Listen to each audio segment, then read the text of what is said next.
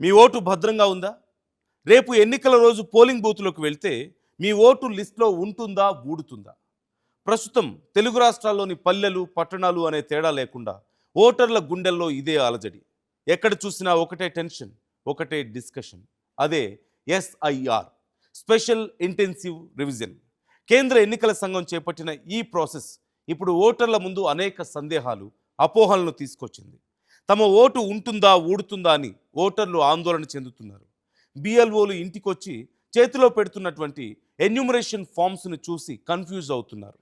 అసలు ఈ SIR process వెనుకున్న కథ ఏంటి? మీ ఓటు నిజంగానే డిలీట్ అయిపోతుందా? ప్రజల్లో దీనిపై ఉన్న అనుమానాలు, అపోహలు ఏంటి? ఈ వీడియోలో క్లియర్గా తెలుసుకుందాం. ప్రజాస్వామ్యంలో ఓటు హక్కు అనేది అత్యంత కీలకమైంది. అయితే కాలక్రమేణా ఓటర్ల జాబితాలో అనేక అక్రమాలు, తప్పులు దొర్లాయి. ముఖ్యంగా బోగస్ ఓట్లు, ఒకే వ్యక్తికి 2-3 చోట్ల ఓట్లు ఉండడం లాంటి సమస్యలు పెరిగిపోయాయి. వీటిని పూర్తిగా క్లీన్ చేసి ఒక పారదర్శకమైన పక్కా ఓటర్ల లిస్టు తయారు చేయడమే ఈ ఎస్ఐఆర్ ప్రక్రియ మెయిన్ ఆబ్జెక్టివ్. ప్రస్తుతం ఆంధ్రప్రదేశ్, తెలంగాణలో ఎస్ఐఆర్ ప్రక్రియ కొనసాగుతోంది. ఇందుకోసం ఎన్నికల సంఘం బూత్ లెవెల్ ఆఫీసర్స్ను నేరుగా ప్రజల ఇళ్ల వద్దకే పంపుతోంది. వారు ప్రతి ఇంటికి వచ్చి ఎన్యూమరేషన్ ఫామ్స్ పంపిణీ చేస్తున్నారు.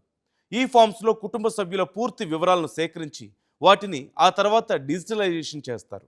కానీ గ్రౌండ్ లెవెల్లో మాత్రం ఎన్యూమరేషన్ ఫామ్స్పై గందరగోళం నెలకొంది. ఇదే ఇప్పుడు పెద్ద విమర్శకు దారితీస్తోంది.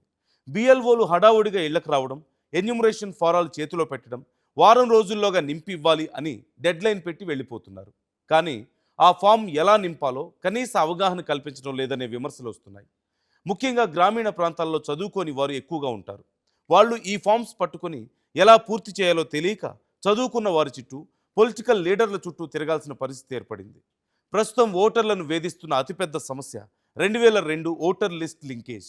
ఎన్యూమరేషన్ ఫామ్లోని మొదటి కాలంలో 2002 నాటి ఓటర్ వివరాలను తప్పనిసరిగా ఫిల్ చేయాల్సి ఉంటుంది. ప్రస్తుతం ఓటు హక్కు ఉండి క్రమం తప్పకుండా ఓటు వేస్తున్న వారికి కూడా 24 ఏళ్ల క్రితం అంటే 2002లో తమ ఓటు వివరాలు ఎలా ఉన్నాయో గుర్తులేదు. వాటిని వెతుక్కోవడం ఇప్పుడు పెద్ద టాస్క్గా మారింది. ఎన్నికల కమిషన్ పోర్టల్లో అలాగే బిఎల్ఓల వద్ద ఈ పాత ఓటర్ల లిస్ట్ పీడిఎఫ్ ఫార్మాట్లో అందుబాటులో ఉంది. కొందరు బిఎల్ఓలు తమ మొబైల్స్లో చూసి వివరాలు చెప్తున్నప్పటికీ మరికొన్ని చోట్ల బిఎల్ఓలు సహకరించడం లేదనే ఆరోపణలు వస్తున్నాయి. ఫామ్ పైభాగంలో బిఎల్ఓ పేరు, ఫోన్ నంబర్ ఉన్నప్పటికీ ఫోన్ చేస్తే సరైన రెస్పాన్స్ లేదంటూ ఓటర్లు వాపోతున్నారు. ఇక 2002 తర్వాత ఓటు హక్కు పొందిన కొత్త తరం ఓటర్ల పరిస్థితి మరింత విచిత్రంగా ఉంది. వీళ్ల ఓట్లను వారి పేరెంట్స్ ఓటర్ లిస్ట్తో మ్యాపింగ్ చేస్తున్నారు. అంటే పిల్లల ఎన్యూమరేషన్ ఫామ్కి తల్లిదండ్రుల పాత ఓటర్ వివరాలను అటాచ్ చేయాలి. అయితే చదువుల కోసమో, ఉద్యోగాల కోసమే పిల్లలు వేరే ప్రాంతాలకు మారి అక్కడ కొత్త ఓట్లు పొంది ఉంటే ఇప్పుడు వారి లింకేజ్ వివరాలు సేకరించడం ఓటర్లకు కత్తి మీద సాములా మారింది. ఈ ఎస్ఐఆర్ ప్రక్రియపై ప్రజల్లో ఉన్న 3 ప్రధాన అనుమానాలు, అపోహలు ఒకసారి చూద్దాం. మొదటిది, ఓట్లు భారీగా తొలగిపోతాయా? చాలామంది ఓటర్లలో ఉన్న మొదటి భయం ఇదే. ఈ సర్వే ద్వారా తమ ఓటు ఎక్కడికైనా డిలీట్ అయిపోతుందేమో అని ఓటర్లు ఆందోళన చెందుతున్నారు. గతంలో జరిగిన కొన్ని సర్వేల వల్ల వేలాది ఓట్లు గల్లంతయ్యాయి అనే అనుమానాలు ఉండడంతో ఈ ఎస్ఐఆర్ ప్రాసెస్ కూడా తమ ఓటును తీసేయడానికేనంటూ భయపడుతున్నారు. రెండోది, రాజకీయ కుట్ర ఉందా? ఈ ప్రాసెస్ కేవలం అడ్మినిస్ట్రేటివ్ పరంగానే సాగుతుందా, లేక దీని వెనుక పొలిటికల్ ఎజెండా ఉందా అనేది విపక్షాలు ఆరోపిస్తున్నారు. అధికార పార్టీకి అనుకూలంగా ఉంటూ విపక్షాల ఓటు బ్యాంక్ ఎక్కువగా ఉన్న ప్రాంతాల్లో ఓట్లను తొలగించేందుకు ఈ కుట్ర జరుగుతుందంటూ పొలిటికల్ పార్టీలు ఆందోళన వ్యక్తం చేస్తున్నాయి. ఇక మూడవది, ఇది పౌరసత్వ పరీక్ష అనేది. కొన్ని వర్గాల ప్రజల్లో మరీ వింతైన భయం నెలకొంది. ఇంటింటి సర్వే, పాత రికార్డుల లింకేజ్ అంతా ఫ్యూచర్లో జరగబోయే సిటిజన్షిప్ టెస్ట్లో భాగమేనంటూ దీని ద్వారా కొందరి పౌరసత్వాన్ని ప్రశ్నించే ఛాన్స్ ఉందనే అపోహలు కూడా సోషల్ మీడియాలో ప్రచారం అవుతున్నాయి. ఇప్పుడు అసలు నిజాలు, వాస్తవాలు చూద్దాం. ఈ సర్వే ముఖ్య ఉద్దేశం ఓట్లను తొలగించడం కాదు, ఓటర్ల జాబితాను ప్రక్షాళన చేయడం మాత్రమే. ఇందులో రాజకీయ కుట్ర కూడా ఏదీ లేదంటూ ఎన్నికల అధికారులు ఇప్పటికీ క్లారిటీ ఇచ్చారు.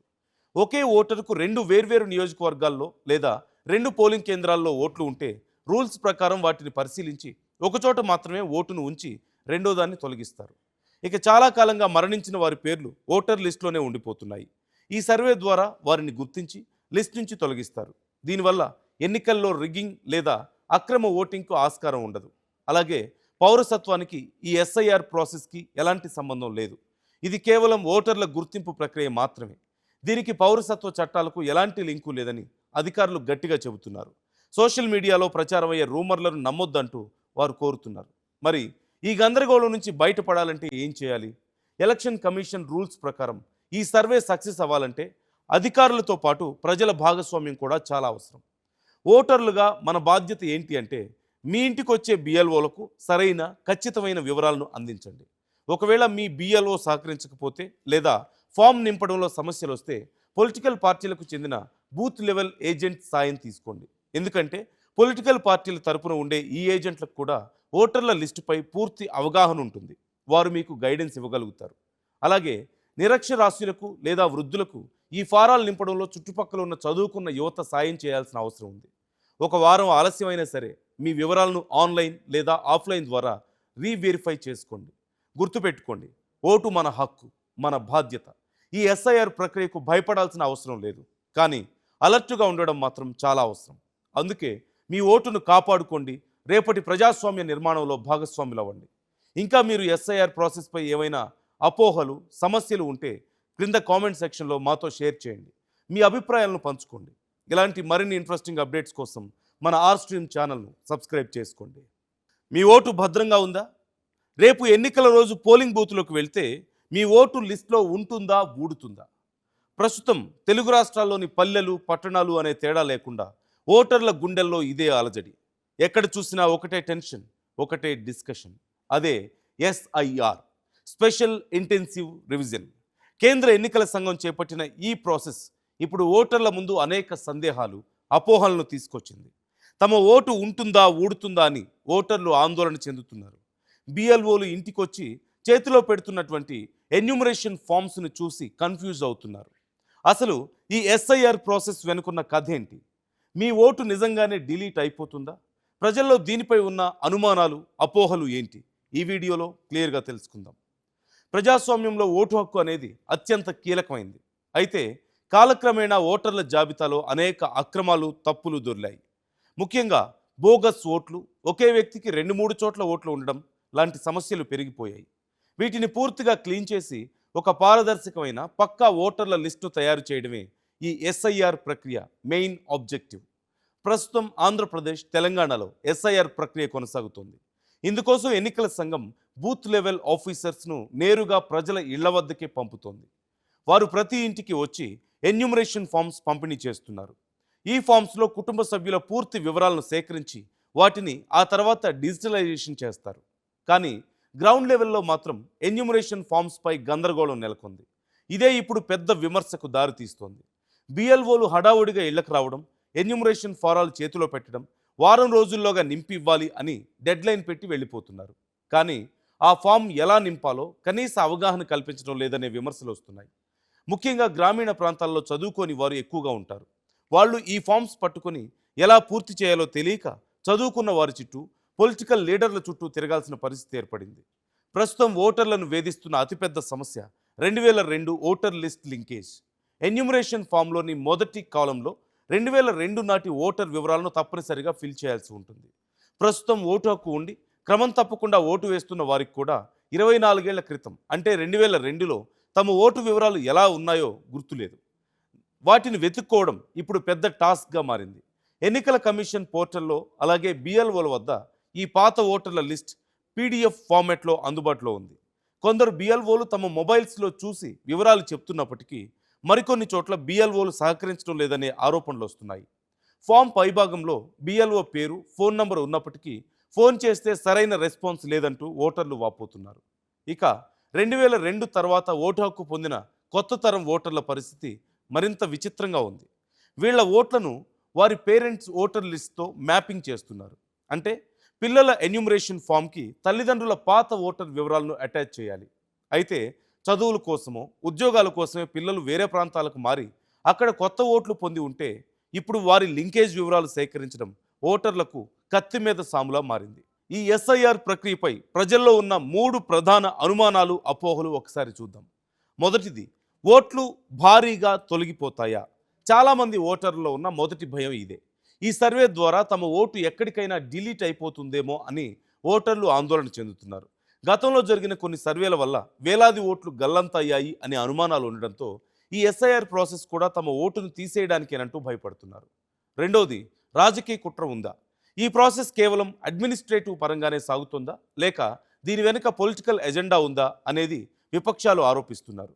అధికార పార్టీకి అనుకూలంగా ఉంటూ విపక్షాల ఓటు బ్యాంక్ ఎక్కువగా ఉన్న ప్రాంతాల్లో ఓట్లను తొలగించేందుకు ఈ కుట్ర జరుగుతుందంటూ పొలిటికల్ పార్టీలు ఆందోళన వ్యక్తం చేస్తున్నాయి. ఇక మూడవది, ఇది పౌరసత్వ పరీక్ష అనేది కొన్ని వర్గాల ప్రజల్లో మరీ వింతైన భయం నెలకొంది.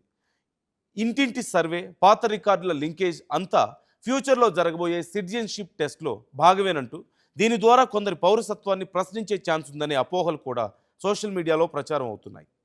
ఇప్పుడు అసలు నిజాలు వాస్తవాలు చూద్దాం. ఈ సర్వే ముఖ్య ఉద్దేశం ఓట్లను తొలగించడం కాదు, ఓటర్ల జాబితాను ప్రక్షాళన చేయడం మాత్రమే. ఇందులో రాజకీయ కుట్ర కూడా ఏదీ లేదంటూ ఎన్నికల అధికారులు ఇప్పటికీ క్లారిటీ ఇచ్చారు.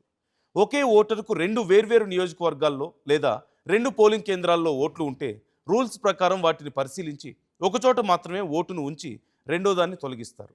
ఇక చాలా కాలంగా మరణించిన వారి పేర్లు ఓటర్ లిస్టులోనే ఉండిపోతున్నాయి. ఈ సర్వే ద్వారా వారిని గుర్తించి లిస్ట్ నుంచి తొలగిస్తారు. దీనివల్ల ఎన్నికల్లో రిగ్గింగ్ లేదా అక్రమ ఓటింగ్కు ఆస్కారం ఉండదు.